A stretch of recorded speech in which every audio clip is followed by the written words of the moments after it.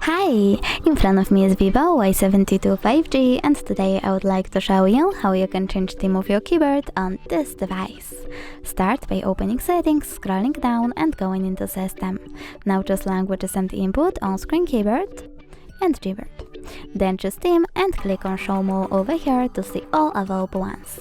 When you're done, you can click on one of those images, tap on the switcher next to keyboarders to turn them off or on and tap apply. You can do the same with one of those colors. So now when I go back, I can see the theme of my keyboard has changed. Thanks so much for watching. If you enjoyed this video, don't forget to leave a like, comment and subscribe.